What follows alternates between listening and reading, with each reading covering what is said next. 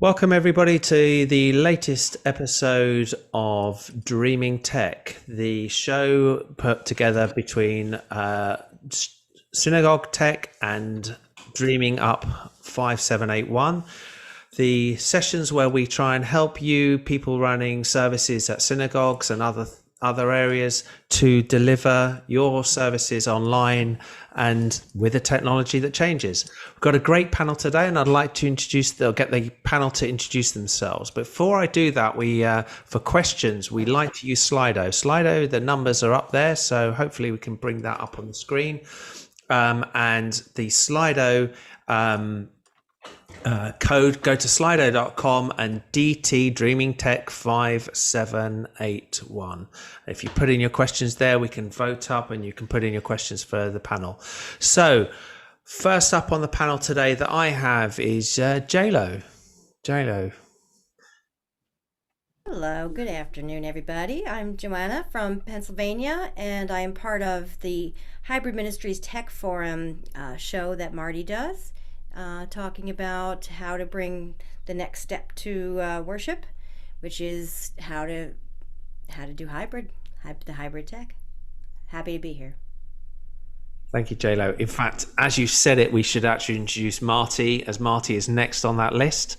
Marty. Hi there. Yeah, Marty Atias. I am in Silver Spring, Maryland, host of the Hybrid Ministries Tech Forum. Happens every Thursday at 7 evening Eastern Time, and Leo is a panelist, Joanna is a panelist, and we have lots of good things going on. We talk about very similar issues here, all technical, and when we're talking technical, really doesn't matter what our denomination is, but I'm also a longtime engineer for broadcast and audio and video. Before you think we just have people from the Hybrid Tech Ministries Forum on, I'm going to pass over to Oren. Hi, Rabbi Oren Steinitz. I'm from Elmira, New York, formerly a sound engineer, currently a congregational rabbi and congregational tech person and congregational everything because we're small and underfunded. Yes. Yes. I think everybody who's underfunded, or it always feels like underfunded, especially when you're going to be talking about what we need to do to deliver stuff online. Next, I'm going to ask her to introduce themselves. Is coming over this side of the pond with me is Jonathan Fiber. Hi, I'm John. I live in High Barnet in North London. I'm a member of the Ark Synagogue, and I'm a sound engineer, and I write music for theatre and various other things, do video, and have adapted in the last year due to the nature of things. Great. Back to the Hybrid Tech Forum, Hybrid Ministries Tech Forum, and a really welcome and a great person to be on this, especially with the conversations we're talking about today, is Jay. Hi. Thank you so much. My name is Jay Paul. I'm in Ellicott City, Maryland, and I'm an audio engineer. And I've been spending quite a bit of time with Leo and Marty and Joanna with the Hybrid Ministries Tech Forum. I'm really happy to be here. Thank you. And finally, in this section, actually, I'm going to ask, before I get to that person, I'm going to ask Sue. Sue's going to be talking and covering some of the stuff, answering your questions a bit later. So I'd like Sue to just introduce herself because she'll be on in the second half. Hi, everybody. I'm Soto Piloski. I'm with Swezzers, which is Southwest Essex, and Settlement Reform Synagogue over in Essex in the UK. And somehow or other, I've become the tech person for us. I knew nothing about tech or AV or sound or anything. About 14 months ago, I've been on a steep learning curve. Brilliant. And then so finally, and reason for being last is because he's got a lot to tell us today about some other things, is Rabbi David. Hold on. Sorry about that. I'm switching and I forgot to unmute. Hi, everybody. I'm David, your Torah tech guy, and I'm very excited to be here. And I'm joining for the first time the Hybrid Ministries this week, and I'm really excited about learning with everyone. Just as a participant, I have nothing to add. I just want to learn. But yeah, I'm really excited to be here, and also very excited to invite everyone to a Torah Tech Summit on Sunday, June 27th. Information will be at torahtechguy.com/summit, but Leo and Marty and many people here are going to be a part of that, in addition to leaders from ProPresenter, leaders from Cinemaker. We're going to take a whole day and really just kind of do a deep dive into lots of different really pertinent areas that synagogues, temples, churches are confronting and thinking about as they approach the high holidays and this new normal. So I invite everyone to join us there. And thank you so much, Leo, for inviting me to be here today. So this is a really good time to, so what we're seeing is this will be probably the end of our season 1 of what we're doing here, at the end when that event that David is running. And we've run, I think this is our 10th or 12th show on here. And everything is available for pre-recorded that we've done is available on YouTube, so you can watch it later. But we've covered a load of sessions and a load of sections and everything. And we think it's coming to a nice point where it's like, let's cover everything in that conference, the summit that David is running, and then see where we are, see how things have come, and see what people's thoughts are, rather than we've just pushed this out and come back. So talking about pushing things out and coming back is I've sent out the link to join us. Please ask your questions and vote on the questions on Slido. If you're watching this on YouTube, Facebook, you can also vote as well. The questions are available there. So please vote on there, or please put in your questions, please vote, and we will try and see if we can get to your questions. So the first thing up that I wanted to talk about, and I wanted to pass over to Marty, is a couple of sessions ago, we talked about the whole idea and the concepts of mixes and what mix minuses are and how audio is important. And you can go back and have a look in that. There is a link to that so you can see the first part of that session. So really, Marty, where do we take it from here? Well, we think about all the different places that we have to route audio to. We have audio that we're routing into the room and routing into maybe a hearing assistance system and routing into maybe an overflow room or another room within the facility. And we're thinking about routing audio outside of the facility on our conferencing network, which could be Zoom, it could be YouTube, it could be Facebook Live. And if it's YouTube or Facebook, that's a one-way broadcast. And so that's pretty easy. But when we're talking about Zoom or Teams or any other two-way conferencing network, and we think about the potential to have people from home or elsewhere join in the service in the sanctuary, now we're bringing audio in from outside. And so that's a two-way conversation. And you don't want to get into a situation where the audio you have coming in is going back out to the person who is speaking. And you don't want the same situation, the audio that is in the room going out to whoever is listening out there, coming back into the room, because either way, you're creating a feedback loop. If audio that's coming in is going back out, coming back in, going back out, you have a feedback loop. And because we're talking about internet networking, that loop is on a delay. So you would hear an audio, and then you'd hear it again, and then you'd hear it again. So we want to break that feedback loop from audio coming in and going back out. And you must have had this a lot on how when we were in person, this used to be a problem all the time in the room. Is it just that we've just moved it forward to something that has now even more difficult now that people aren't in the room?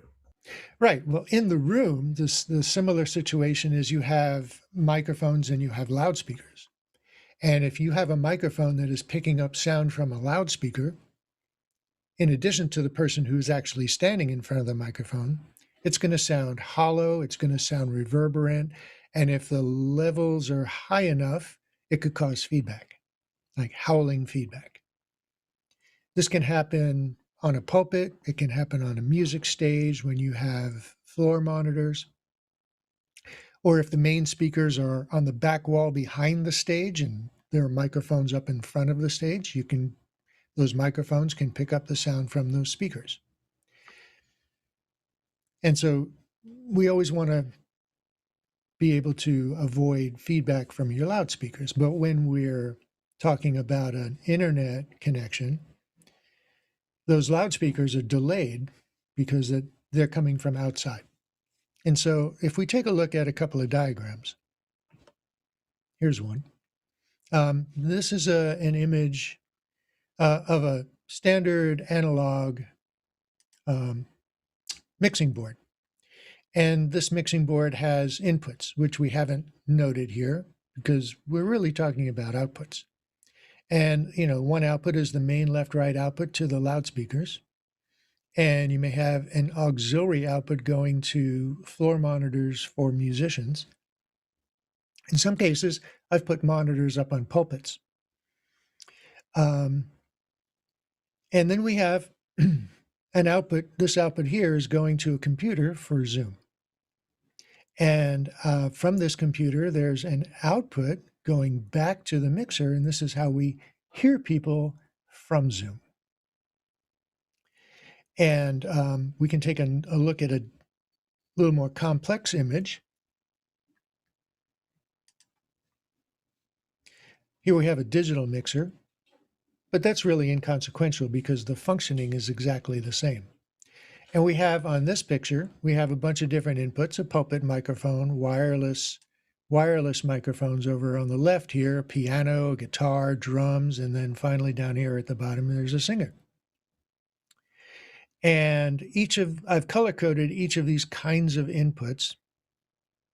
And then down here, way at the bottom, there's a computer for Zoom, and then it has an input to the mixer as well. And that's a broader red arrow.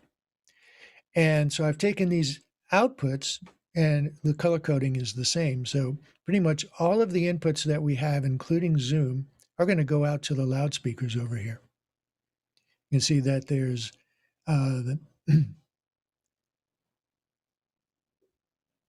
except, I should amend that, except that there are some of these instruments that may be loud enough in the room that they don't need to be amplified. And so we will take those out of the mix, like drums, for instance, electric guitar, electric bass. They could be loud enough so that they don't need to be amplified in the room. And so we're taking those out of the mix.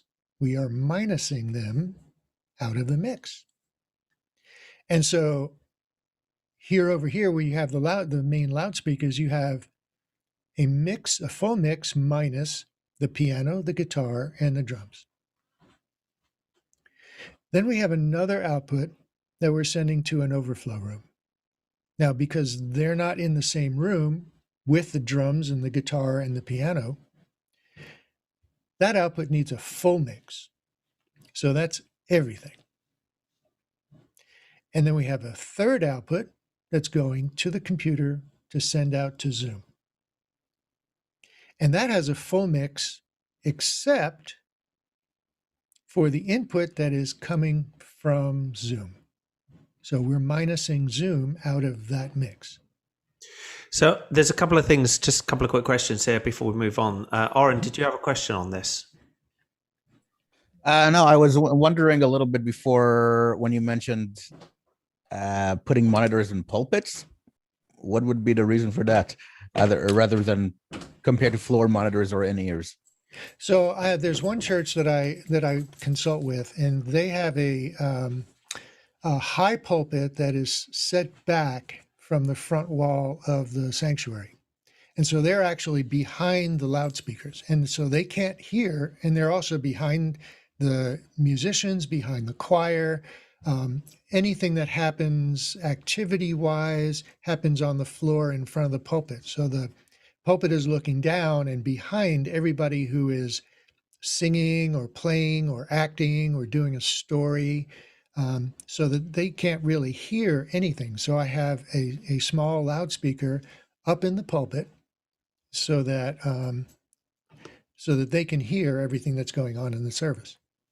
So in the past, what you were having a lot of times is that the distance of people in the room was causing problems. So the physical location of people, the choir over here to people there. Now I see it, and we'll cover it in a bit in the example we have a bit later, is that people sing with what they hear and then they're out of time.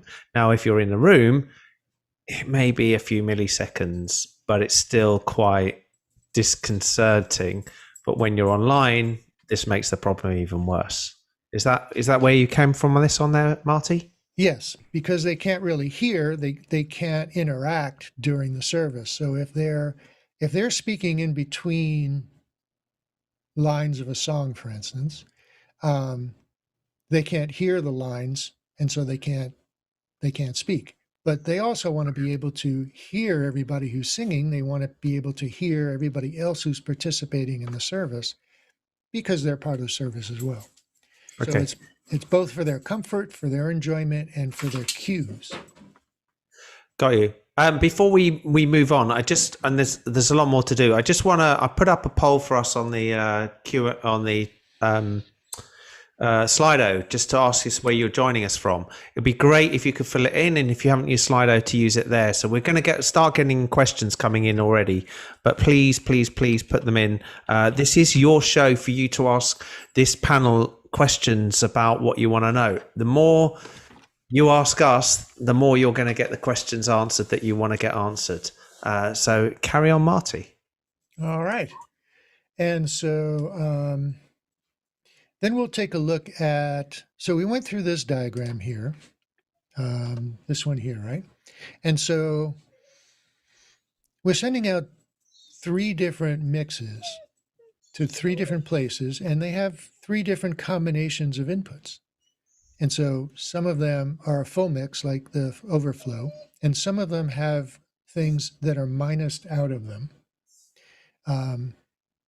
And the most important one that we're talking about here is the Zoom mix, because we don't want to send the Zoom input to the mixer, output back to Zoom. So that's really important thing to do. And I take a look at, I don't know if we want to go there. I don't think we want to go there. So let's take see if there are any questions about that. David, Marty, can I? Yeah. I think part of the issue for us audio,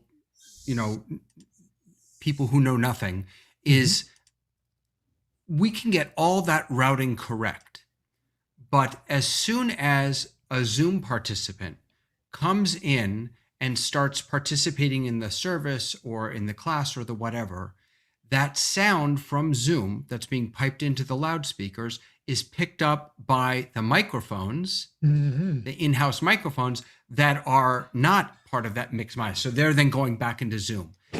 I just did an event last week, and all I did was I muted the in-house microphones in Zoom. I would just switch back and forth. Is that the way to handle this, or is there a better way? Well, that is one way to handle it, yes. And sometimes you have to do that. So I would keep a finger on the microphone that is active at the time, and bring it down when Zoom is speaking. That's a method we call ducking. But what if there's more than one microphone open at it, at that time? So a few things to. So what Marty, just to clarify, what I did is I didn't mute a microphone. I muted the whole sanctuary thing in Zoom. Yeah, you can do that. So here's why you have that sort of feedback from the speakers to the microphones. And that is, it's important to keep this in mind when you're designing your system, installing your loudspeaker system. And I'm sure Jay can talk some about this as well.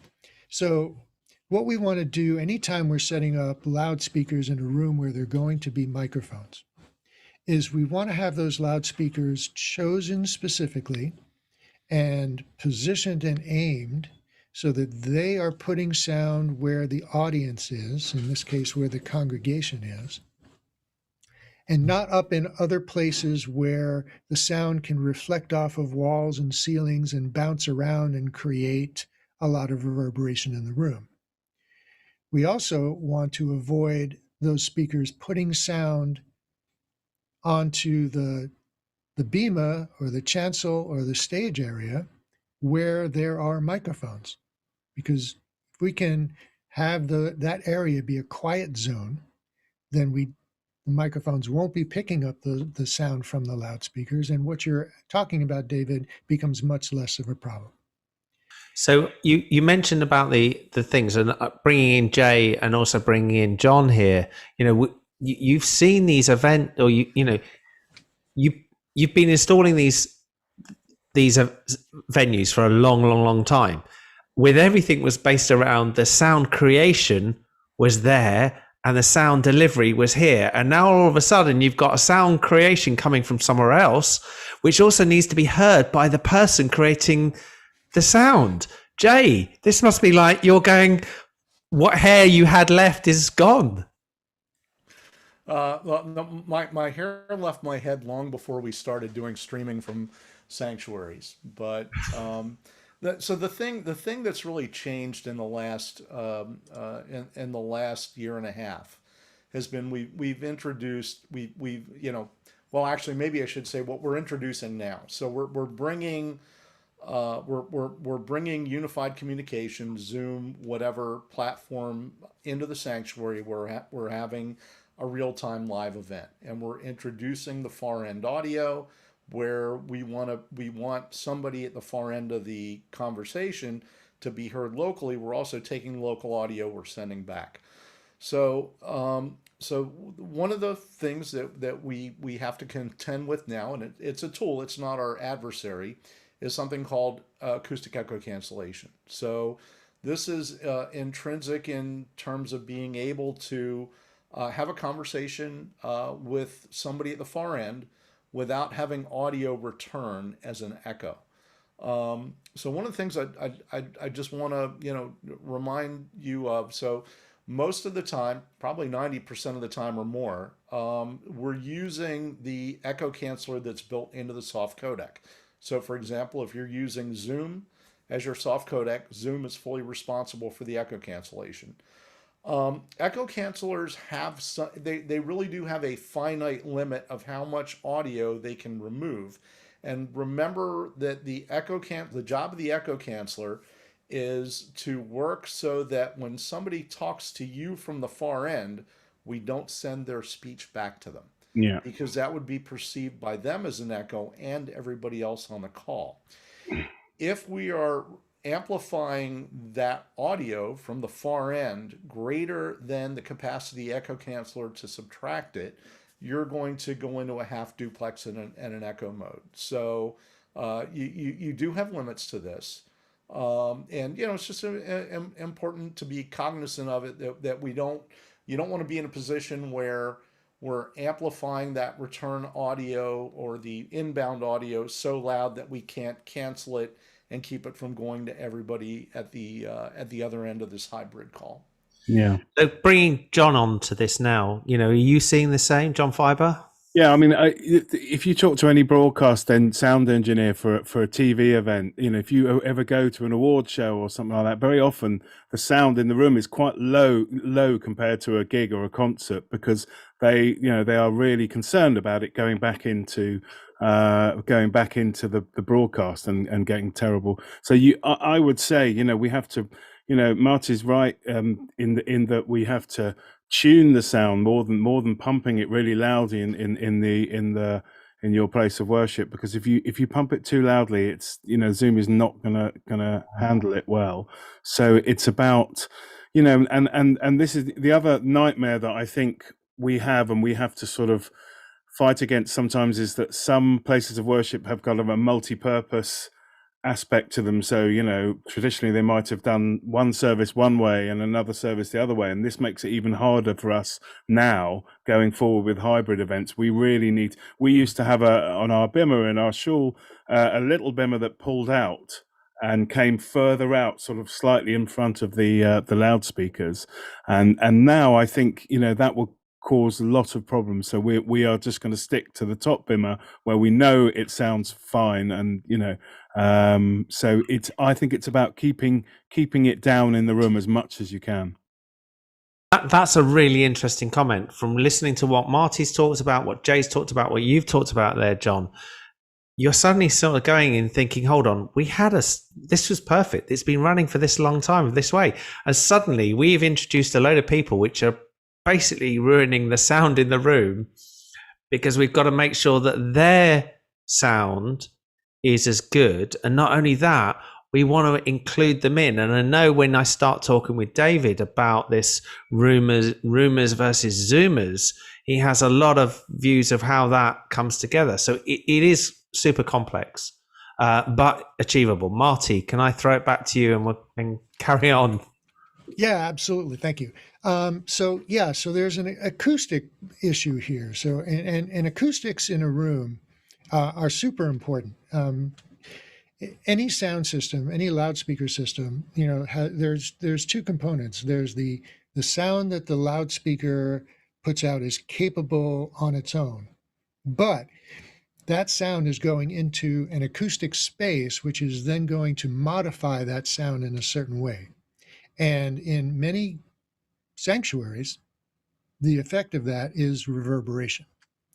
And there are many different kinds of loudspeakers that emit sound in patterns, based referencing the box of the sound of the loudspeaker itself.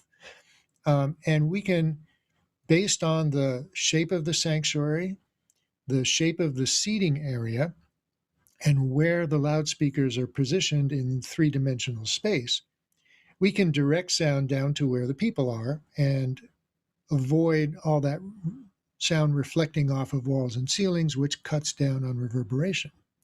And in particular, the back wall, if the back wall the back wall is typically a large reflector. So if there's sound from the loudspeakers hitting that back wall, that sound is going to come back to the pulpit area, right?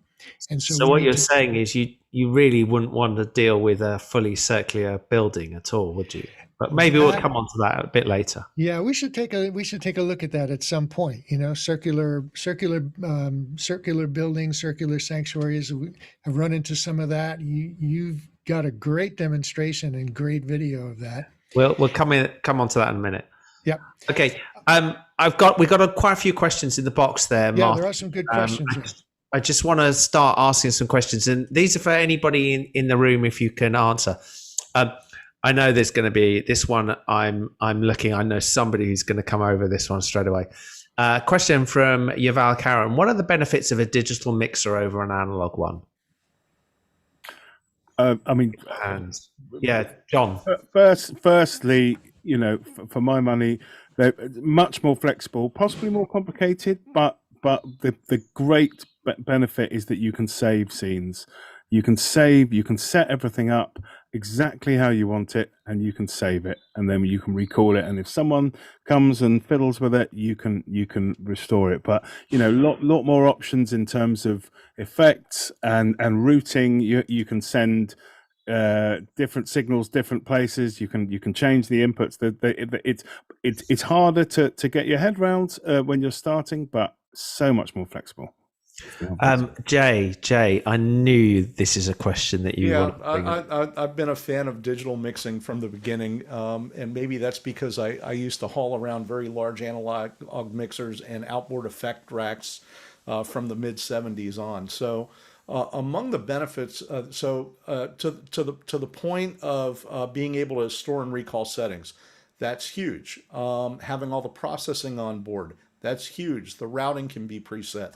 What else is really great about digital mixers over analog mixers is that you can limit the amount of control to specific people who are going to operate it. So I'm going to assume that this is a universal worldwide problem, that everybody who has volunteers helping to execute a service in their synagogue or sanctuary, some are going to be very skillful. They read the console manual. They know how to get the most out of everything. They have a good ear. They're attentive to what's happening on the bima, etc. And you're going to have some people who are challenged to operate a couple of faders and turn channels on and off. It's a huge advantage to be able to limit the access to the inner workings of the console to the skill set of the person who's operating it. And I think that is that, and what that also does is it lets you save your presets, whatever you've created for your standard settings. You don't want somebody overwriting them by accident. I've run into that. That's why we also back these up onto like USB sticks and lock them away as well. So I think everybody's nodding their heads. I'm just going to ask a quick question back onto you, Jay, just a follow-up question that's come in from Yuval before I go to David. Can a mix minus be achieved by an analog mixer? Sure, as long as the analog mixer has auxiliary sends that are variable. So the very simplest analog mixers could be something like anything like a rack mount powered mixer from a company like Toa, and that really only has one or two outputs at most. You don't have individual sends. So as long as your analog mixer has at least one auxiliary send that you can use to route signal to a separate output from the main PA, you can do a mix minus. And fortunately, even the least expensive of analog mixers these days probably have at least two auxiliary sends available, sometimes a lot more than that. David? Correct me if I'm wrong, but for me, one of the biggest benefits of a digital mixer is that you can go direct into a computer via USB often, that it doesn't require an audio interface. Is that correct? Yeah, Oren? Well, yes, and many analog mixers now come with a built-in USB interface. In our small sanctuary where we're streaming most of the time, we have a relatively small analog simple Behringer mixer that goes straight into the computer with a USB cable. And for that specific purpose, super simple. Honestly, in the main sanctuary where we have the big X18 or X16, I don't even remember, it's been a while, interfacing it to a computer is much more powerful, but much more complex, because you can. Sorry, go on. Well, I was going to say that what we've got to think about, what everybody's got to think about long term, at the moment, the complexity is, Zoom in the people in the room and Zoom. But then you start getting down to, we want to play a video. So where's the video coming from? And how do we make sure that people in the room can hear that as well as the people remote? And then we want to bring something else in. And then we may or may not start looking at things like using OBS Ninja, which is an ability to bring somebody on as a single camera, or vMix Call, or Ecamm. I can't remember what it's called. It's gone off my mind, but they've all got the interview mode. Yeah, exactly.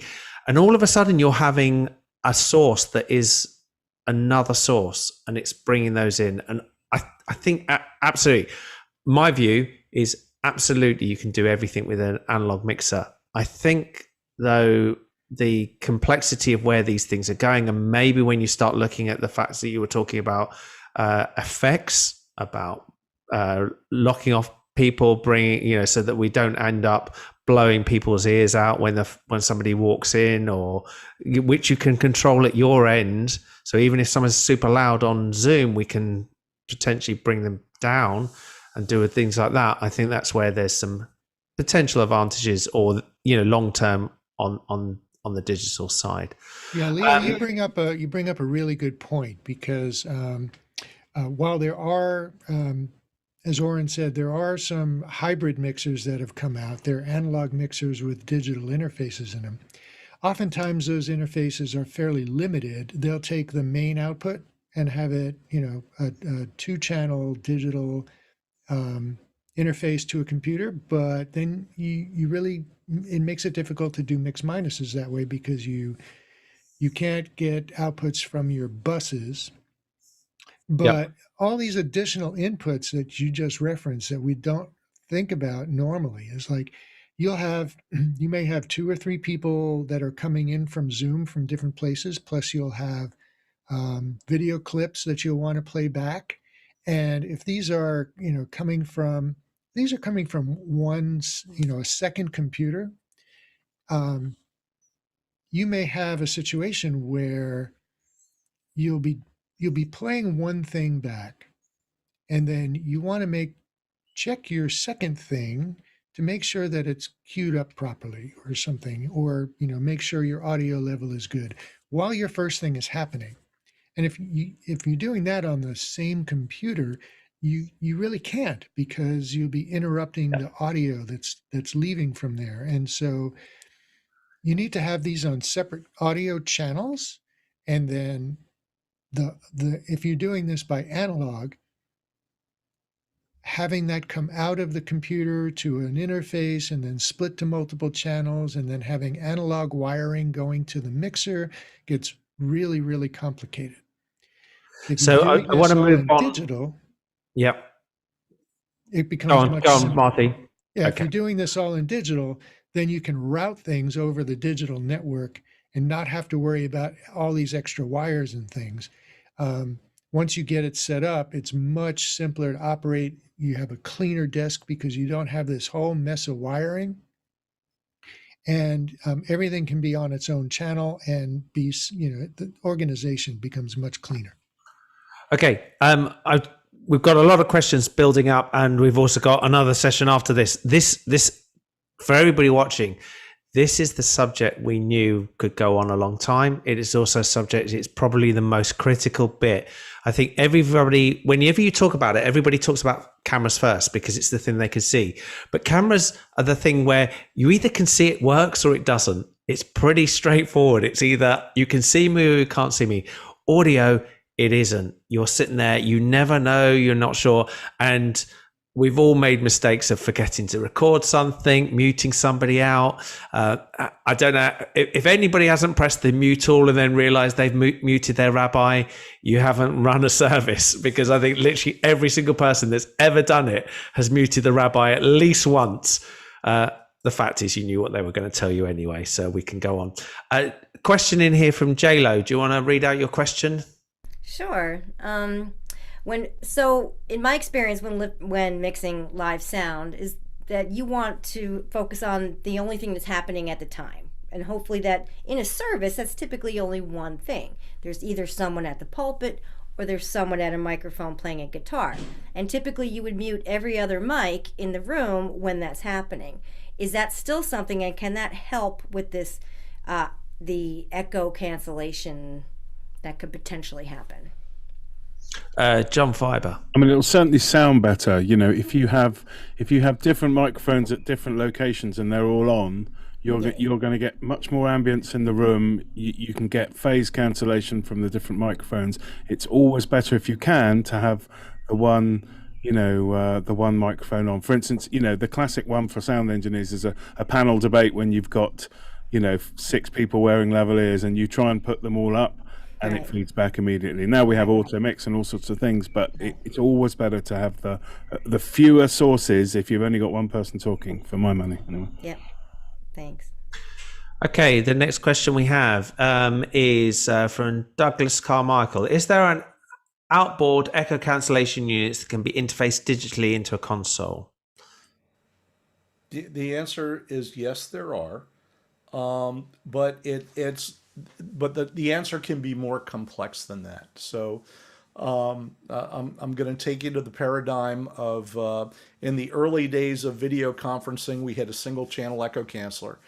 Usually an analog microphone mixer would mix all the microphones, that are going to go the far end. They'll go through the echo canceller. And what was discovered early on, I want to say probably back in the late 1990s, was every microphone is going to hear the far end audio coming from the loudspeakers from a different position or perspective. And best practices became you want an echo canceller per microphone. Now, we've kind of, depending on Zoom, which generally is designed for a single microphone. I'm sitting in my studio or in my office at my desk. I've either got a microphone in my video camera, I've got a separate microphone in my laptop, whatever it is. It only ever has to worry about one microphone. That microphone doesn't ever move. It doesn't move around the room. So the answer is yes, you can buy multi-channel echo cancellers. Interfacing those with digital mixing consoles is absolutely possible. It can get expensive if you go with the echo canceller per channel, and you'll also need to use some routing bandwidth from probably the easiest way to do it these days would be if you were to do it via Dante. Is it necessary? Probably not if you're only sporadically, having two-way dialogue in your sanctuary sporadically. I mean, if it's not something that is happens all the time, where you've got multiple endpoints and sites coming in for real-time conversation, the single echo canceller in Zoom is probably good 80% of the time. But the answer is yes, it's possible. I would agree that everything is possible. The reality is the window that digital mixers that particularly have come out now has opened up is that they're putting an incredible amount of power and an incredible amount of effects and other areas that you will need in a reasonable price. Now there's always different mixers, and there's different quality and there's different things that will work for different people, but it's amazing what you can actually get in a digital mixer now for the price. One thing you can't get, Leo. Go on. You can't get the brain. Nobody makes a live sound mixer with echo cancellation on board. Right. The only thing I would say as well, it's something you can talk to about your service leaders about. We were talking to someone recently. Things like responsive readings are not great. Is not a great. If you can avoid doing one line from one person, one line in the room, one person, then avoid it. That will make your life so much easier if you can get whoever's contributing from Zoom to do a paragraph or whatever. And it's just simple things like that. And then if you have to, as David said, you can just mute Zoom. Mute the input to Zoom while someone else is speaking from outside. It's really easy. But if they're insisting on responsive reading, it's going to be tough, I think. We've hijacked. I'm going to pass it back to Marty because we've hijacked in the middle of your stuff, Marty. If there was stuff you wanted to finish on this, and we'll go on from there. Well, just a couple of points. You notice that a lot of people here on the panel are wearing headphones or in-ear monitors. And why are we doing that? Because we want to be able to shut off the loudspeakers. My loudspeakers are right over there. My microphone is here. We want to be able to kill that. That's the way we kill that feedback loop, is by wearing in-ear monitors. Now, you see a lot of musicians on stage wearing in-ear monitors too, and that's so that they can avoid having loud sounds from floor monitors. In-ear monitors can eliminate the floor monitors that are in front of them. Or sometimes there are floor monitors there anyway, because you see musicians taking their ears out sometimes. So that's one way of cutting the feedback loop, and it's kind of a very similar method to positioning the loudspeakers, as I was talking about earlier, and making the BEMA be a quiet zone. The other thing is, and this goes towards the kind of a hybrid between external echo cancellation and hitting the mute button. There's maybe a medium there, a way to compromise, is that in many consoles you can affect the dynamic range or put a compressor on the bus that feeds out to Zoom, and have that busser that have that compressor activated by an external signal source. So I know that JLo is going to jump straight in here and say, Marty, tell everybody what a compressor is. Okay. And a bus. Yeah, And a I'm bus. not afraid to Oh. ask those questions. That's why I'm here. That's right. She keeps us on track. She keeps us honest. Okay, so a bus. Well, so a mixer has multiple outputs, and each of those outputs is referred to as a bus, or the way that we route sound in a console out to different outputs is by routing them to different buses. So a console will have a limited number of buses, a defined number of buses, and you can route any input to any bus, or you can route an input to multiple buses. But the idea is I think we're going to you're get too routing deep. the audio. A compressor. Compressor. A compressor is a way to modify the dynamic range of an audio signal. So I can talk really, really loud, and I can also talk in a whisper. And the difference between the lowest level of my voice, the lowest volume level, and the loudest volume level is called the dynamic range. And so when Jay is speaking, his microphone is a bit lower. Marty, I've put the meters up so that you Okay. can do that again. Hopefully that people can see that the meters are up now. Because you And- do use a compressor on your You've voice, got a Marty, compressor right? in. I haven't got a compressor. So if I shout loud, you'll see I go straight up. Marty, do the same. All right. So now I'm talking very, very softly, and I am coming up at a -28. Now, Jay, why don't you give us something? Okay, so I do have a compressor in my signal chain, and my compressor's working right now. What I'm going to do is I'm going to take my compressor out of circuit. I'm going to talk when I hit the button in and out. Let me know if you hear a difference. 1, 2, 3, 4, 5, 6, 7, 8. We should also see a difference in the meters. 1, 2. Now the compressor's back in circuit, and I can also increase the amount of compression. 1, 2, 3, 4, 5, 6, 7, 8. You noting a difference in my levels? Yes. You may have to, David. You may have to put us on gallery view for this, so that people can see it on the. Okay. On And so now I've taken the compressor out of my signal, and so now I can speak rather softly. And if I speak this softly, I'm hitting a -33, -34. And now in we this can barely case, hear you. the more minus, the lower the signal, right? And so now I can speak really, really loud, and I can come up to a -17, which is so much louder than a -34, -18. Now, I'm going to put the compressor in, and the compressor is not going to let me go above -22, 23, because maybe I can show you this. Hang on, let me see if I can show this. We can hear Don't worry if you can't. Don't worry if you We can't. can hear the difference.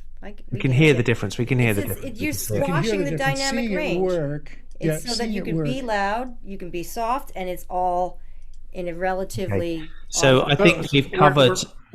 we've covered what it does. Go on, Jay. Yeah, no. I guess want to go back to what Marty's initial point was, that you could, so a compressor can either act on the level of signal coming directly into it, or you can have a separate input to what's called the level detector and sidechain it. And the way the sidechain would work is you could take the Zoom feed that's coming into your mixing console, send that to the sidechain of the compressor. So the compressor will only compress when somebody is talking from the far end, and you could use that to reduce the level you're sending back to them. So Kind of like a ducker. Yeah. it would be exactly like a ducker. Yeah, very much like a ducker. Right. And what that does is it pushes you into a half duplex mode. So only one person really could talk at a time, like a walkie-talkie. Good echo cancellation ensures that two people can talk to each other simultaneously. Now, just from a management point of view, it's really hard when two people are talking to each other at once, nobody's really listening.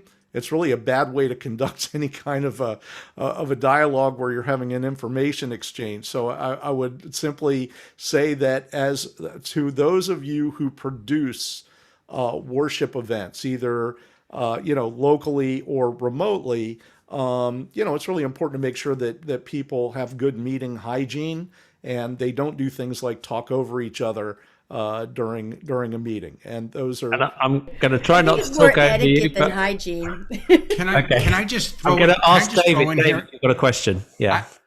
Well, it's not a question. I just want to, as a rabbi, I can tell you that everything that was just said, as interesting as it was, I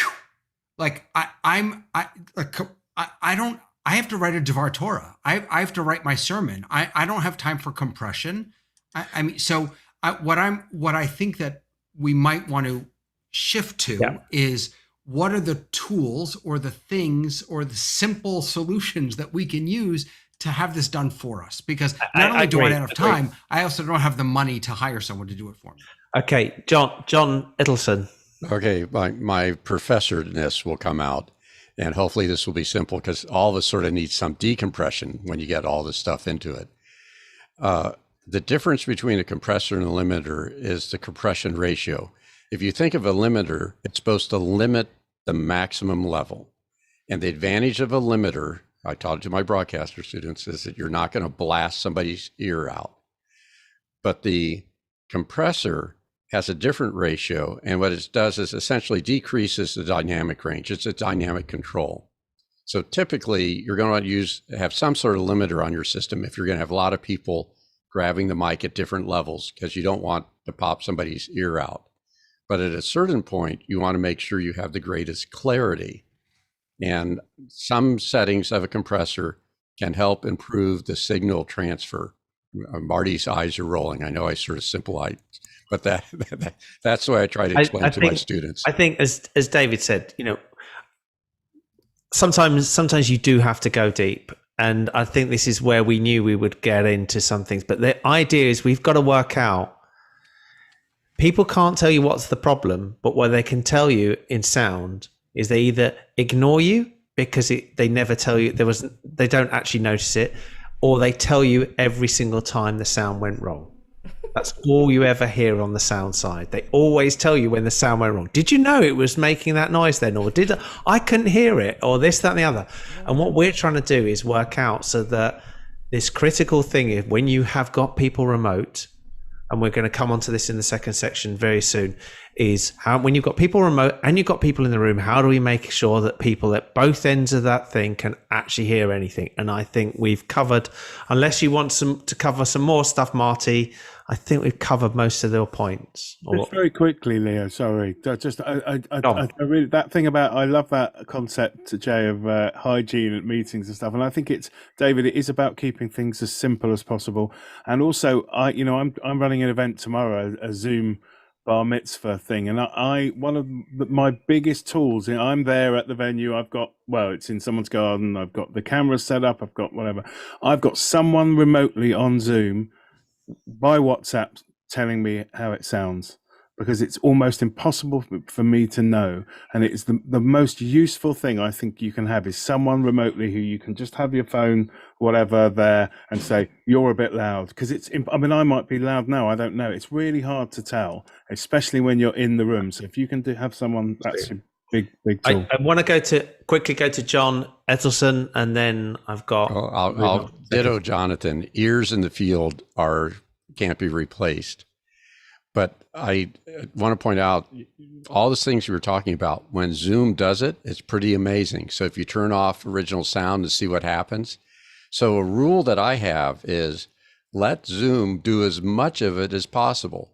So David's answer, if you could fix it so Zoom's doing it and it's canceling and doing all that, it gets confusing when you bring somebody in directly and their echo delay is different. But if you're using Zoom for most of it, then you could focus on where you have an issue. You have somebody who's a remote guest who has to be heard clearly. Then it narrows it. If you try to fix everybody's through all these other mixed minuses and adjustments and whatever, I go crazy doing it. I'm an analog cowboy in a digital world. I liked it when I had knobs that you could turn. But And I didn't go digital early on because the digital sampling rates weren't better than my ears. But now the digital systems are better than I'm ever going to hear, and probably better than the noise I had in my analog systems. Okay, last quick point, Joe, before we move on. J-Lo. 2 points, sorry. Just to address what David was saying, I would love for there to be a simple solution, but oftentimes it's just not simple. It is complicated, and thus the value of audio engineers. That's the value we bring. Perhaps you can get a digital console, then you can get everything set up, and it becomes easier week after week to duplicate what you're doing if you do it right once. The other thing that I was gonna say, now it's out of my head. Move on. We're gonna. Well, You while come you're back. We'll thinking come about back to you at that- the end. Go. While you're thinking about Okay. that, there's something interesting that I heard between what David was saying and what Jonathan was saying. So, David is speaking as a rabbi up on the bima, and he's conducting the service. Jonathan is a sound guy, and he is out in the audience with the equipment. So, not really David's role to think about echo cancellation and compression and But the problem is that it is. But you've taken the problem it off. is that, I mean, for us small synagogues, small town rabbis, whatever, we don't have a sound guy. We don't even have someone to run Zoom. We're it. Okay, So I'm gonna, guys. We're gonna have to move on to the second part, or we're gonna go on to this for a long time, and we'll come back round. I'd like to introduce who I introduced earlier, Sue. Sue, if you're there, great. Sue, tell me in an American term, the curveball you threw us about 3 weeks ago. Okay, so yeah, I've been listening to all of these since the beginning. And what happened was our rabbi was leaving. Originally, it was going to be a total Zoom service. And she threw me the curveball that she said, okay, I now want it a hybrid service. I want to be in person and outside. And I thought, wow, this is way above my ability. So I phoned Leo via LinkedIn and said, Leo, help. We need to run a hybrid service in a synagogue. It's a round building. It's a bit like the Royal Albert Hall. The sound is bad at places, and we need some really good sound equipment. And up to then, to be honest, listening to what we said earlier, our whole service had been geared around, even though we were doing hybrid, to make it a really good experience in Zoom. And to be honest, we just turned all the mics off in the sanctuary, and the people in the sanctuary were left to fend for themselves if they couldn't hear. So that was a challenge I threw down to Leo. So unfortunately your audio is dropping out slightly there, but I'm gonna just give you. I've got a recording of the service, so just to explain, if any of you missed what Sue was saying, the building is 360 degrees, completely round, made out of concrete walls with nothing on them, or painted. So you stand in the middle, you say your name, and you hear it about 10 minutes later still echoing in your ears. So it's that sort of building. And we knew that we had people coming in remote. People were taking part in the active service remote. That's really, really key. The people who were in the room, and I think it was just under 30, I can't remember exactly, had to be able to hear the people who were remote. And we literally turned on, up until that point, it all been a PC with Zoom with a pair of speakers so the rabbi could actually hear them. But the fact that nobody else could hear in the room wasn't a super importance, and that changed. So I'm going to try and show you a little bit of the video here. I'm going to try, JLo's going to shout at me because I'm probably going to jump too much backwards and forwards, but I'm going to try and see if I can show you some salient points of this video. Shabbat Shalom, everyone, and a very Hopefully you can hear it. Welcome to our service this morning. Welcome to everybody here in Shul. So I'm just going to stop there really quickly. So this is Rabbi Lisa, and you'll see on front of her, she actually had the Facebook portal, this one here, that we used. For those of you who haven't heard, the reason we use the Facebook portal is it takes any Zoom call and jumps it up to 720p. So it's worth doing. Also, it gave her an ability to see the people who are remote, which in the past she hasn't really worried about, but the queuing aspect was massive. She could actually see when she could talk to people and when she could talk back because she could actually see them. So that is really important, that you make sure your rabbi can actually see the people in the remotely. And how exciting it is to see people in person. I'm delighted that... And so I'm going to move forward a little bit, and you'll see that we had another desk. This is their cantor singing. And he's singing, and we've got there. What actually you can see very sneakily in the corner is you can actually see Sue in the bottom right-hand corner of that screen. And Sue was doing all the Zoom switching. One of the things we decided definitely not to do was to interfere with the people who were already knowledgeable about how the service ran, who was normally going to be doing what, who needed to be muted and unmuted. Also, just for interest, if you're interested on this Zoom, I can actually mute and unmute everybody in here now because they fixed the fault that there was in the past. If you update to the latest version of Zoom and tick the allow to remotely unmute and mute, you can actually now, as a service leader, control who you mute and unmute. So you don't have to just say ask to unmute. You can actually unmute them, but they have to give you permission. So coming through, we then had this part here. This is all remote. This is Mitch, who is a brilliant singer, singing remotely.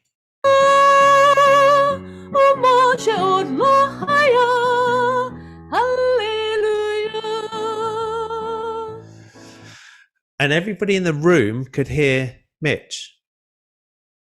Sue, if you can hear us, what was the sound? What was it like hearing Mitch in the room?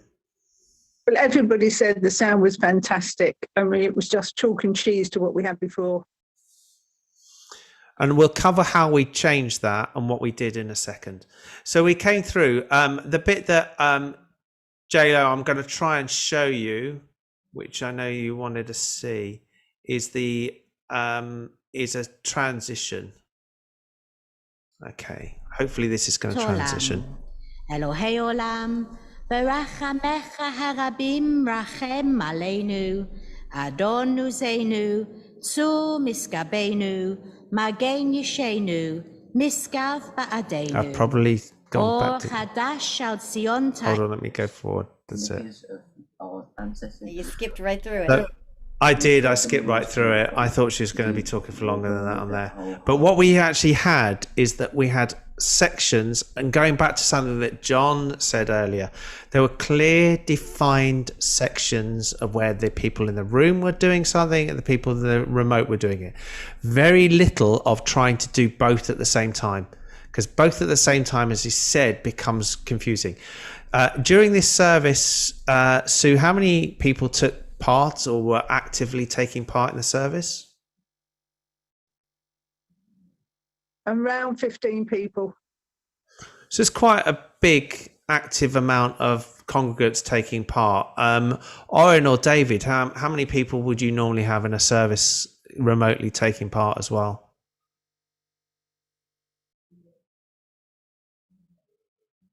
I don't know if they can hear me. I usually have up to I mean, taking participants, I have about 30, but not all of them are doing readings. I mean, sometimes what I'll often do is when we get to the prayer for healing, I'll invite people to unmute and share the names of loved ones. Okay. But I know that that's going to be No, I'm talking about the actual taking part, doing the mitzvah, doing something, doing a blessing or something like that. And you'll see, so we go through and you can see there was quite a lot of people. Now, this was an interesting part. In musically or sound wise, in a funny way, it's a disaster, but you'll see. So I've forgotten her name, the lady sitting there, Sue.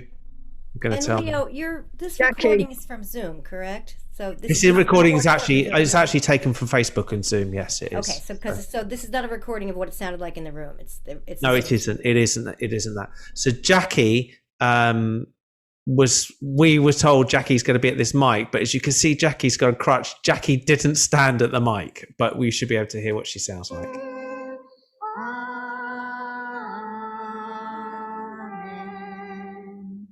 rise for the Jump to the down end on of it. page Sorry. 200. But what we thought was going to be a big problem actually benefited us greatly. As I said, this building is round. So acoustically, everything echoes off the walls. So arguably, any microphone placed anywhere in this room will pick up quite a lot of the sound. And so we were getting the reverb that you're hearing. And you can hear it in this anyway, that you're hearing a lot of reverb. 22. Yeah, we hear the a little bit of the room, but the microphones themselves are pretty clear. So, but what does this room actually look like, Leo? Do you have any pictures?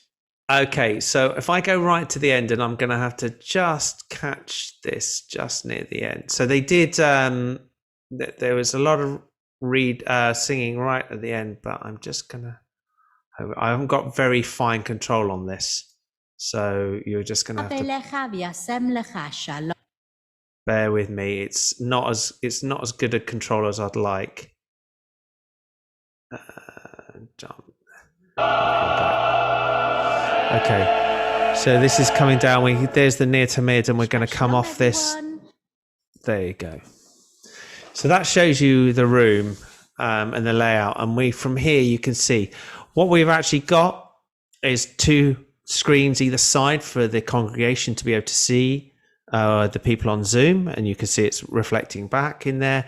I showed you the screen that the rabbi, she was looking at. We had the microphones so if you look at this, if you think of this as a clock, and the top of it is 12 o'clock, at 3 o'clock and 9 o'clock were the 2 other microphones for people in the room that we were using to pick up, and at 6 o'clock was where we were sitting with the cameras.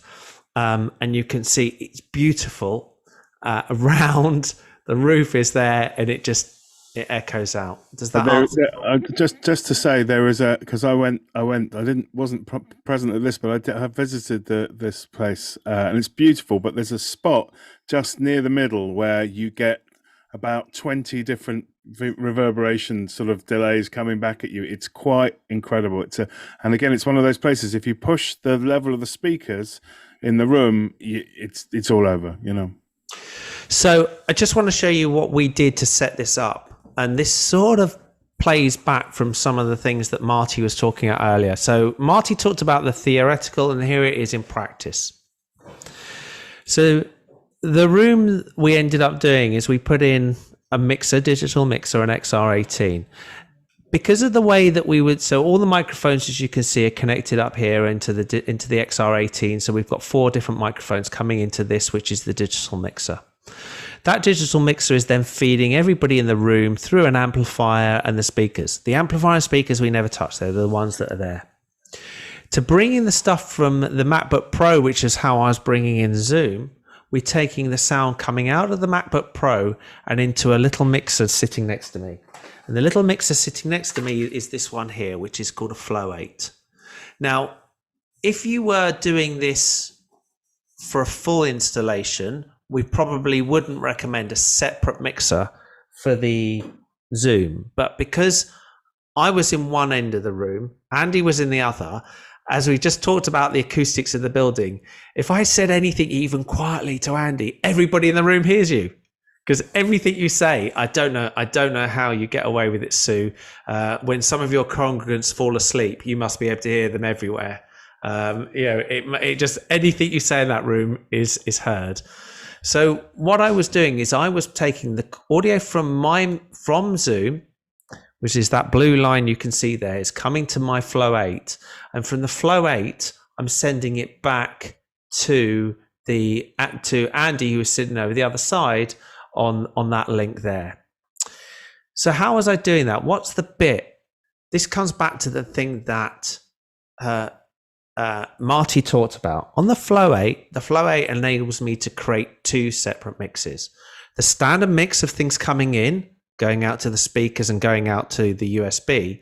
But the second thing is the monitoring. So it would literally pretending I'm monitoring something, as if when he was talking about band members are sitting there. So I took from the monitor, and the monitor that I send back to the sound guy, Andy, was literally only the stuff coming from Zoom. So I was able to separate the 2 things. then Andy was sitting there on the XR18 and he was dynamically mixing out and controlling that, because it was an important service and it was pretty busy. He was literally having to as Marty called it, ducking. He was ducking this microphone so it wouldn't pick up, or was doing something. Now, the bit, going back to something that Jonathan said that was we should have said, but we didn't in advance. One of the difficulties we had is Rabbi Lisa likes to sing along, but she's singing along about a second later than everything else. So quietly, Andy had to duck her out, because otherwise she was being heard about a second later to everything else that was going into the room or the things that were going there.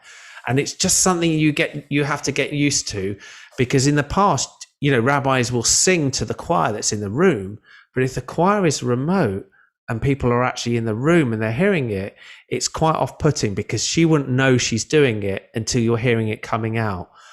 Because one of the other things that you have to do, which we haven't explained, is that the cameras come in a little bit slower than the audio that you're hearing. Cameras are always a bit slower, the picture, because you can't. So it means that to get the lip sync to work, you actually have to slow the audio down. And in this case, it was about 230 milliseconds.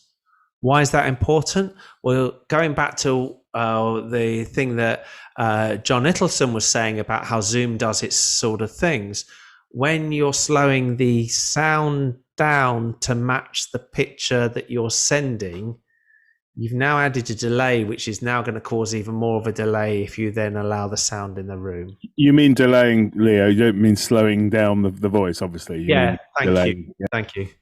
Thank you. Yeah. Slow it, delaying it. Good. Thank you for correcting my wrong use of terminology in there. So it comes to be quite complex. Sue, turning back to you. I think the synagogue was happy. Oh, we're delighted. I mean, as I say, up until that point, we really ignored those in the synagogue. They had a poor sound.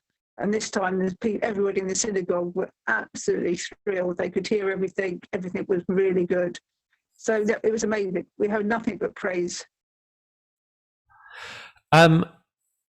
There must be, we're getting some questions in here, but I'm also going to ask the panelists here if they've got some questions for what we did and their thoughts on how that meets to some of the things that you're going to be doing coming up soon. John? I've got one. Oh, Sue. Well, let me start with John.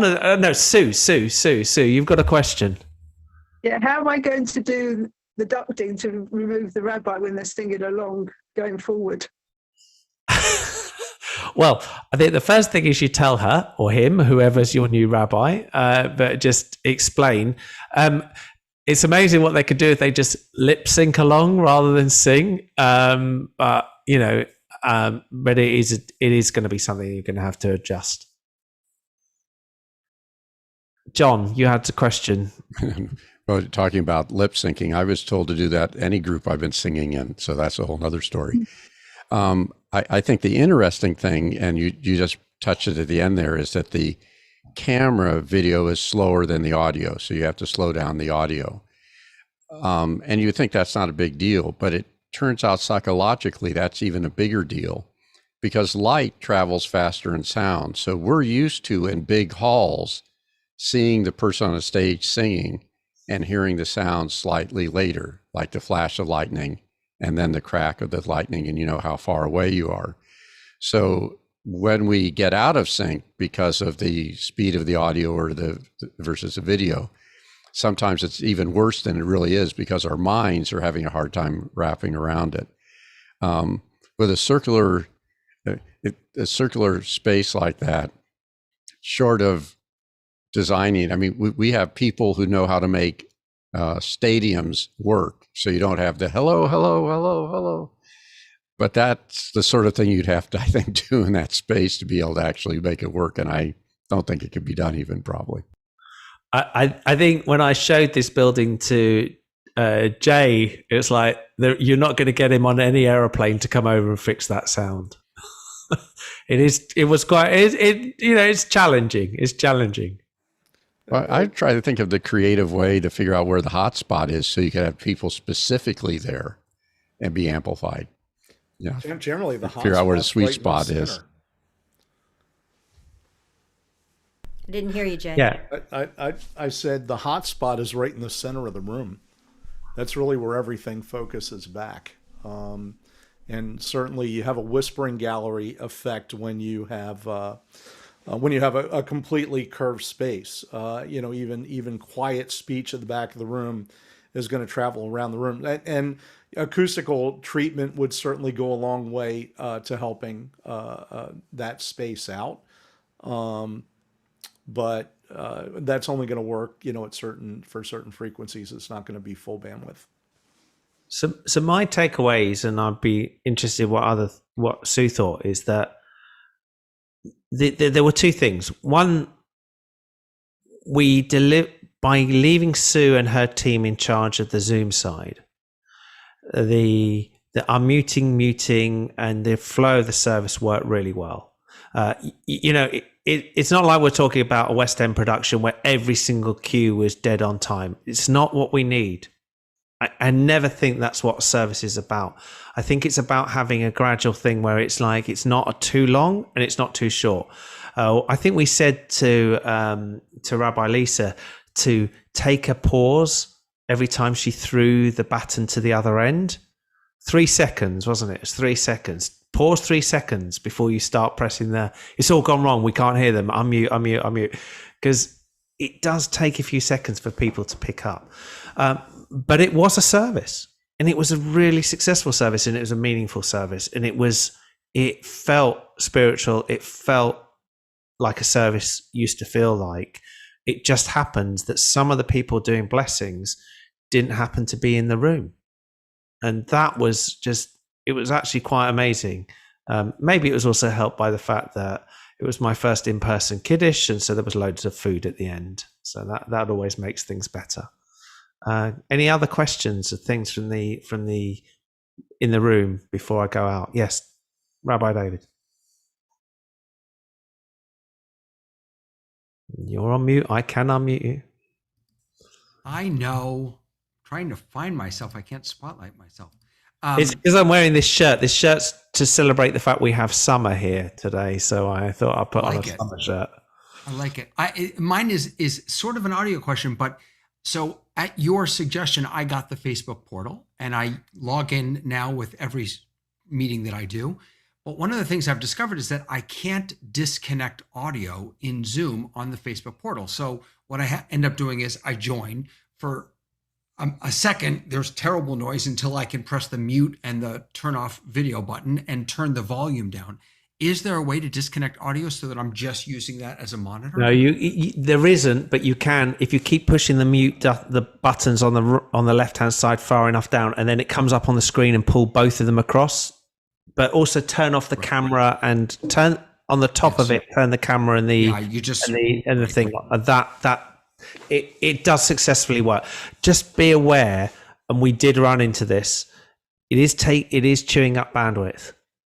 So if you have the Facebook portal and another 2 or 3 things, at points we were getting very close to the limits of the bandwidth that they had at the synagogue, and we're putting in a second line, or Sue's looking for a second line there to fix that. Other questions in the panel before I go to other questions we have outside? Is that a question, Jay? Marty? No, let's take some questions. Great. Sue, it was great. It was a delight, that building. And we talked about the building aside, the actual service and everything else that worked. I just think it really worked. Thank you. Okay. Yeah, the only thing that I would add about that building, it's a beautiful space, and I'm sure it's like, everybody loves it. It's very valuable to the congregation. And I wouldn't want to change it aesthetically, so there are 2 things that I would think about to improve the acoustics of the space, are perhaps some acoustic treatment that can, as close as possible, match the wall surface, because we can do that with the fabric on like absorption panels can be selected to match the surface of the wall, so they become nearly invisible. The other thing is upgrading the loudspeakers to be more intentional about speakers that work in that kind of a space. I'm thinking about, have you ever been up to a planetarium? A planetarium is a round room with a domed ceiling, which is like acoustic nightmare. Very close to something like what you're working with. But what they do is they have loudspeakers that are mounted around the room, around the upper part of the ceiling. They're pointed down into where the audience sits from all around, and they're very directional speakers. So they don't reflect off of the opposite walls, and they don't reflect off the ceiling. That could be, and now you wouldn't do it completely all around because you have the bema up at one end, but it's just one example of how a round room can be accomplished. And because you have more than two speakers, you can have the volume of any one of those speakers. All the volumes are down lower because the speakers are closer to where the people are sitting. And so you can play at a lower level. And so that could be a way to cut down on the reverberation of the room as well. Sue, just go back to you before we go on to our other questions. I think Sue's wireless has completely died on us. I think she said thank you, but I'm not. I think that's what she said. Okay, I've got some questions that we've got in the. No, can't. Dead. Right. First question: is there a way to recommend certain Zoom settings for Zoomies, like to be sure that echo cancellation is set correctly? John. Yeah, I think the standard setting of Zoom, not using the original sound. I think the other thing you could do is let people know that they can test their sound in Zoom. Under the, next to the microphone, it has a thing that says audio settings, but about 4 spaces up there, it says test speaker and microphone. And that really does help for people to test it beforehand. And this ties into the question that's later on in the box too, is that I think it's important to take anybody who's going to be contributing to the service through what those settings should be. And for instance, I use the low echo cancellation setting and walk them through, and so you can hear how they sound ahead of time. They can check their settings, and everyone can be sure that no one's going to come in like gangbusters, right? Yeah. I think this is sort of says what Dave has. You know, it is true when you go to advanced in audio, you can say how much noise cancellation you want, and you could get it from almost no noise cancellation to where I had a jackhammer outside and I was able to speak without hearing it. Now, my audio quality changed, but yeah, Zoom really has fixed the audio. And that's why I say whatever setting they have, if that works for you, unless you have an audio engineer, that's probably going to be better than what Jonathan's, nodding his head. It's probably going to be better than what you could do unless you have really good gear. I think our big enemy on all these Zoom things is the iPad, because it's much harder to use them. People are you're looking up people's noses. The audio is generally terrible, and that's what's. I think Sue's on an iPad or an iPhone, and that's where we're. I think the apps are terrible as well. Definitely have to be at a desktop for Zoom. But yeah, it's. I think some of the points that you've brought up there are really important. Is making sure that the people who are taking. Who are the main contributors to a service, that you've actually tested them. I mean, when we do a live event, on majority of our live events, we want people on 20 minutes before. Oh, at least 20 minutes before, if not even the day before, to run through. Yeah, we do a test before. Yeah. If David is the only person doing that, then maybe you do need to do that a good amount of time before the service to make sure everybody's prepped. I was just going to say, David, sorry to interrupt, but is there no one? I mean, I know it's hard to find people, but like a student or someone that you could ask to help for not, that's the first place I would look at, the local tech colleges, the audio, if there's any audio schools or whatever. I don't know. Right. So this is actually something that is really being discussed in at least in my circles. Is should it be professional people? Should it be volunteers? So one of the things that I'm working on doing is starting a cadre of Torah techies that people can say, hey, I have a service, or I have the annual meeting or whatever. I need this because we don't have to necessarily, at least for the Zoom piece, be on site. I just really wanted to focus. Sorry. Having someone who really is trained and knows how to facilitate a Zoom meeting with the muting, the unmuting, the spotlighting, the pinning, the whatever, someone who can help synagogues do that. So yes, but I guess I would just say that there is a real need for that. Yeah, and before I go to Marty, I think one of the things that I sometimes hear and I don't agree with is they say, let's get the kids to do it. And it's like, well, yes, there is a chance that you can get certain people to do it, but for this to take on and to be where you want it to be, you have to ensure that everybody in your community has got the involvement. You don't want this just to be, it's only the young people that are involved in the running of the Zoom. I did see a hand. Marty, did I see your hand on this? Yes. So David, I'm curious. How many people do you anticipate watching your service online? What do you mean by watching? Do you mean participating via Zoom? Do you mean watching over Facebook and YouTube? What can you watching over that? Facebook, YouTube, Zoom, viewers on your platform? It depends on the service. It's hard to say, right? Right now, me personally, I actually don't stream my services. I do them over Zoom because I want the interaction. The synagogue that I work at only streams to Facebook, YouTube, and they get 30, 40, 50 people watching. 30, 40, 50. And how many people for your service do you get, joining in on Zoom? About 30. About 30. And, really, if it's out there on YouTube or Facebook, you really never know who's watching, right? I mean, people could be joining in from anywhere at any time if they happen to see it, or if they hear about it from somebody else. You could get quite a lot of people watching.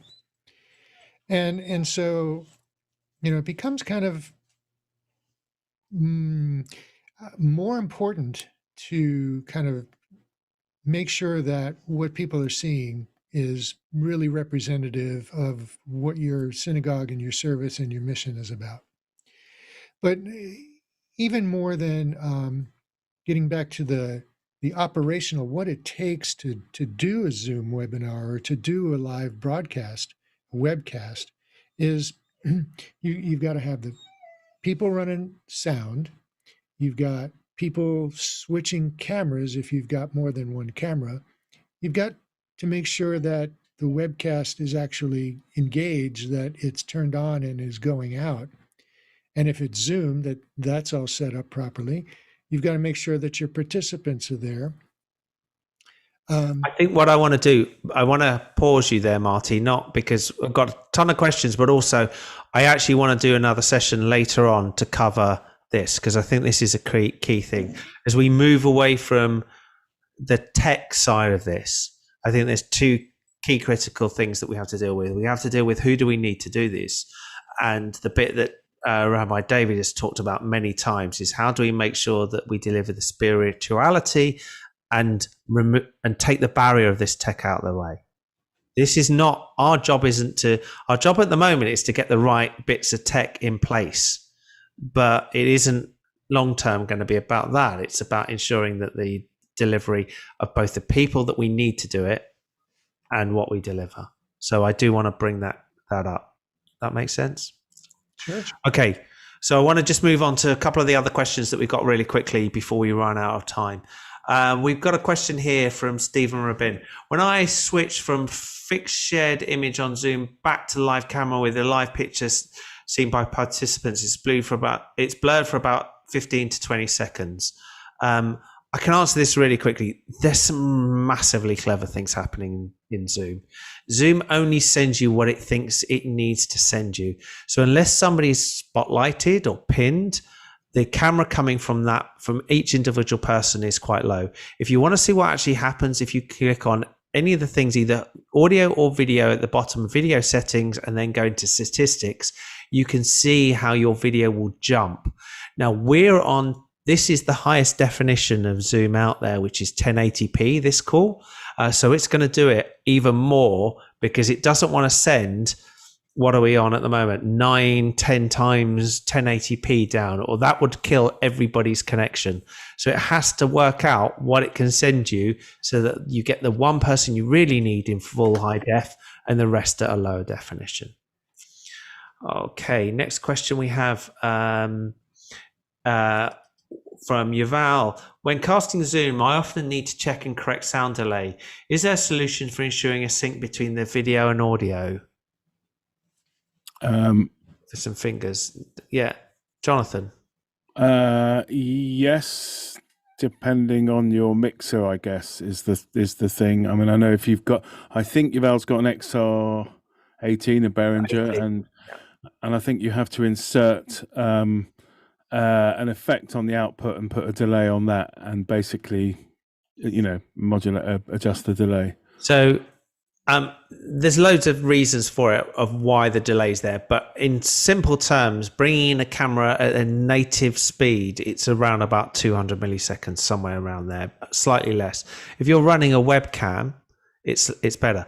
If you want to do it without having to worry about it, if you insert the audio into the camera, so if you've got a camera that's got a mic input, that should come out of the HDMI connection in sync. But if you've got multiple cameras, it won't.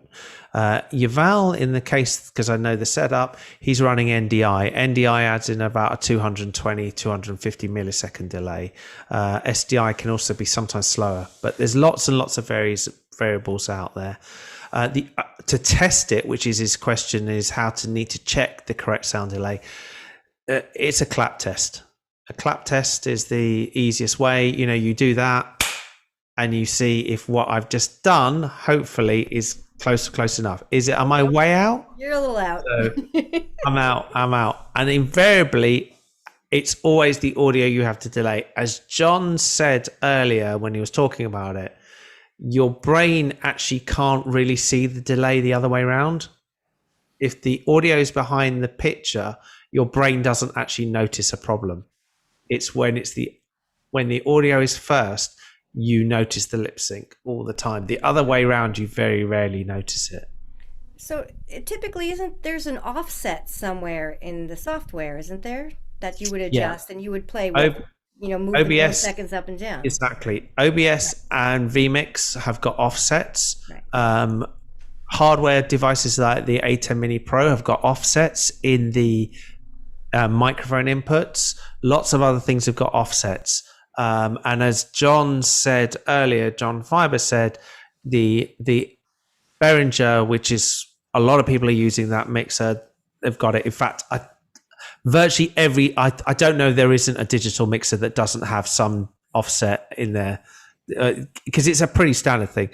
Jay, Marty, quickly on that. I was just going to say, I think probably every digital mixer gives you the ability to apply delay to either an output or a bus. And what's really nice is you can do it selectively. You only want to use the delay where it's needed. You don't want to insert any extra delay within your sanctuary system. You only want to use the delay for your outbound feed, and it's easy to do that. Anything else on that, Marty? Yeah, if you have multiple cameras, if you have more than one camera and they're different cameras, or they're taking different wiring paths to your video switcher, you will see different timings on those two cameras. Different cameras have different delays in their video because they're processing the video differently. And if one camera is coming in HDMI and another one is coming in NDI or SDI or different, or one is going over an extender, the video is going to arrive at different times from those same cameras, even though they're looking at the same physical real image. And so you may have to time the cameras together first. And what you would do is you would time the camera that you see first and delay that back to the last camera you see, so that, because you can't move a camera up in time, but you can move cameras back in time. So you want to time your cameras first, and then you time your audio to your cameras. So just because this is quite a complex conversation, but one thing I would say is that native use of cameras, native connections, HDMI, SDI are pretty fast. NDI is also relatively fast. Any of the streaming things like H.264 that come out of the camera, so this is mainly used on things like security cameras where they actually are streaming, they can be about 2 seconds behind. Or NDI-HX is delayed. Yeah, but there is some really delay. The NDI-HX got much faster in the last release, but the streaming software ones can be up to 2 seconds, and 2 seconds is going to cause you a lot of work to try and solve on there. Okay, I'm just going to go through the last quick questions here. Is there a way of testing the loudness on Zoom, both mine and others? So you saw here, and hopefully if we can go into multi-gallery view. Is it up, gallery? Yep. Yeah. Mm-hmm. Okay, great. Sorry, I forgot to actually switch, didn't I? We are looking at the meters here. This is a paid meter. There is a Julian meter that you can get for free. It is worth investing on getting a meter. It's pretty easy to set up. It takes a bit of time, but to set up a meter so that you can actually see what people look like. There are arguments about what you're aiming at. Somewhere between minus 22 and minus 24 and minus 15, depending on what you're sending out. I just noticed I'm hotter than I should be, but as long as you're in that sort of thing, you're not. It doesn't really matter. We want to get somewhere in between it. Okay, I know why I'm hot. There is 2 quick questions before we get onto this last bit on here. The first question from Richard Wolf, which is, how do you get full HD on Zoom? So you get 720p you can get through the Facebook portal or other devices like that. To get full HD, which is this, you have to get a full HD license, and that you have to write to Zoom to request. You also have to have 10 accounts. Also need a ton of bandwidth to do that too, wouldn't you? Yeah. You need to have more bandwidth, and you have to have a account. And I happen to get it because of something we're doing with other people in similar environments. The reseller that we work in enables us to be able to get it, and I'm getting lots of wry smiles on people from this audience. But it is possible, but it is super tough at the moment to get it. Only super special people can get full HD on Zoom, from Zoom. Super special. Super special. Thank you. Or people know super special people, I think is probably the better description. Right. I think you have to have if you're going to do it yourself, you need to have an enterprise account, which means you need to have 10 separate Zoom accounts to fill them up. Exactly. So I think we've covered this one before. We've covered this that you put in here, which is prepping the Zoomies. Those that will participate is especially crucial. Again, I think we're going to park preparation, people, and what that is, because that makes, at the end of the day, and I think Marty, you've said it before, is about your saying about what amateurs and professionals, the difference. Oh, well, professionals have a motivation that they want to get rehired. and charge a good rate. And so they need to do a good job. Volunteers don't have that same kind of motivation. They need to be motivated completely differently. I think the way you said it, something like that is it amateurs practice until they can't. Yeah, right. Amateurs practice until they get it right. Professionals practice until they cannot get it wrong. And that is, and in our environment, spending a bit of time and everything getting the sound of everybody right and working on where they are and making sure that the microphones are not too hot is worth time and effort to make sure that they sound and look good, because it's what you're sending out. That's the representation of your synagogue, and that's the key piece. When you can't hear somebody and if you can't see them, if you can't hear them, it's a turn off. People walk away. So we've got some pretty heavy questions here, but I think we're going to have to do them in a 10-second comments. The first one is, with the population still being very cautious about COVID era, do you think that attendees will come back to large venues as they once did? You've got no more than 10 seconds on your 10 answer. seconds to answer that Go. question. It's all going to depend. Depends. It's like boxers or briefs. It depends. Okay. Marty? I think they will, on occasion. I think they will come back for holidays and large events. I think people have finally realized that they don't need to come back to really be able to enjoy a service on a Saturday or Friday, Saturday morning.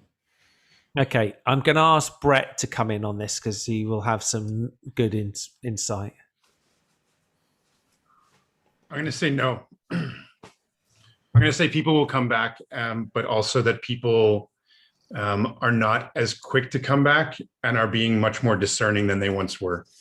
And so the need for all of this discussion that we're having today is really important. It's also not just what people are coming in person for, but the reach of what you're putting out there and who that's going to and who the potential reach can be. But yeah, I don't think people are coming back so quickly to 1,000 person events like they once did. There's a comfort level that people have, and then there's like that just step too far. And it's going to be very interesting to see what happens this coming September for the High Holy Days. So, following up on that, David and then Jay. Me, David? You are the only David here. Will people return? Yes, I think they will. And I also think that some people won't. I think it's going to be a mixed bag. And as much as this hybrid thing or this, what is the reform we want to call it, multi-access, is tricky and difficult, I think it's the future. And I think it presents tremendous potential benefits. Jay. So I agree with everyone who said some people will come back. Some people may not come back. Some people may come back selectively. It's going to take time for people to have confidence that they're going to be safe. But I think the place where they're likely to feel safest is in a congregation where members are looking out for each other, and I think that's going to be a really it's going to be a really it's going to take time for people to do that. At the same time, we should always be prepared to extend our services because some people, even whether or not there's a pandemic, they can't easily come out and come to services. We should cater to everybody, and this is a great way to do it. I'm going to finish this question by asking somebody who has run her service back, and that's Sue. Hopefully she can unmute and we can hear Sue. I think it's going to be mixed, without doubt. We'll find it. We were oversubscribed for Rabbi Lisa's service.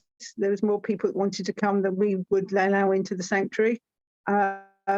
but also I think what we've gained is a lot of people that we had, which were former members. We've had people from Australia, Israel, all sorts of places joining us, which would never happen. So I think it's opened up a whole new world for us as well. So I think people will come back. Certainly, we're finding those that have had the 2 vaccinations are saying they want to come back. But I think it's going to be mixed. And the other thing is, of course, with our weather in the UK, I think more people will attend services in the winter than we're getting in the past. Thank you, Sue. I'm gonna our final question, because it's time for us has come upon us, and I'm going to ask this one. Have you seen the church synagogue market take a lot of production ideas from the concert touring market? Maybe I'll start with Marty, because I know that you've got somewhere to go to in a second. So I can't speak to the synagogue market, but I know that, Christian and Baptist and other churches, Unitarian Universalist churches, not so much, but most of the Christian churches, they are absolutely, they have employed people who come from the touring industry, who have retired from touring, and now they're working for churches, and they're on a full-time basis.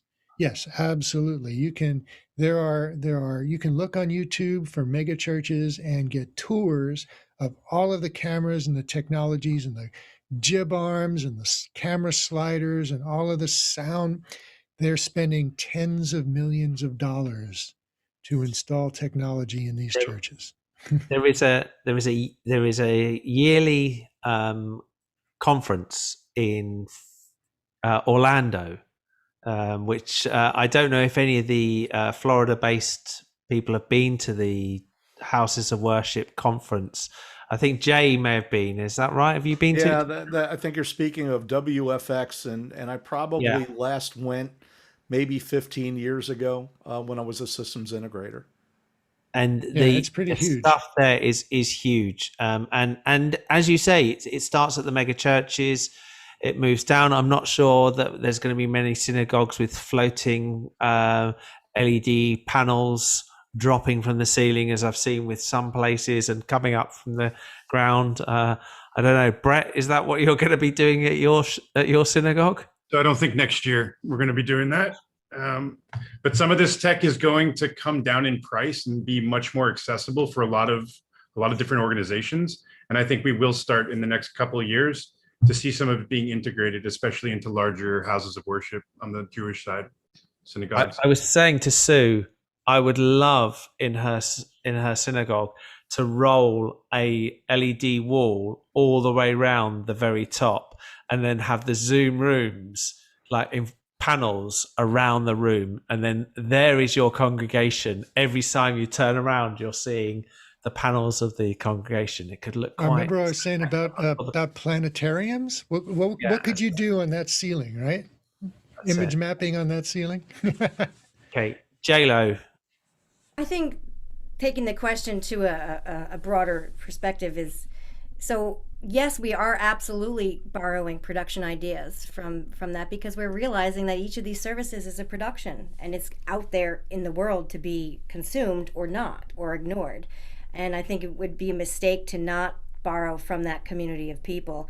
I think people have been stepping up, and even in their own personal communications on Zoom, they've stepped up their cameras, they've stepped up their audio, they've realized that this is their window to the world, is them in their box, like me in my box.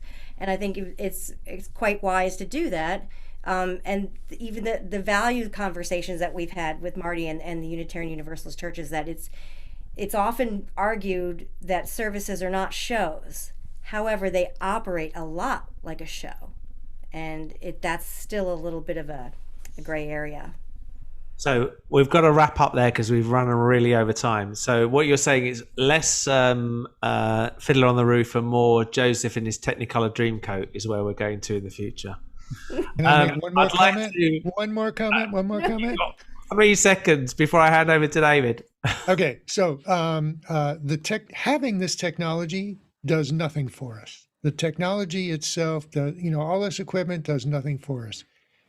It's how we use the technology as a tool to enhance the way that we deliver our message and to enhance the way that we affect people's moods and image and impressions.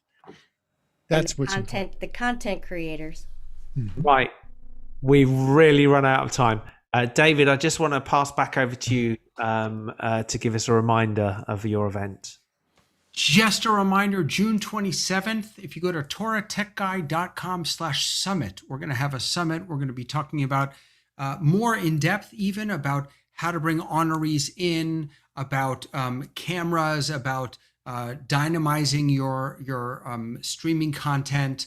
We're going to be learning some Torah, hopefully with Rabbi David Ingber. We're going to be talking about some halachic issues, some Jewish legal issues around streaming and Shabbat and holidays. It's going to be a really wonderful day with a lot of the amazing people here. ProPresenter will be there, Cinemaker will be there. So please join us, toratechguy.com/summit. And it will be our, season finale. Season finale for this season. So I'd like to thank the panel. I'd like to thank those that are here. Some have already had to disappear because there's other things that they're on. It's been absolutely brilliant. For those who've been watching this either on on YouTube or Facebook, you've got a recording straight away. You can watch this again. Remember, all the back episodes are available on YouTube. It's all there. We've compiled everything that you can get access to. Thank you again for joining us. And we'd like to say goodnight to you and hope this is of help. Good night. Good night.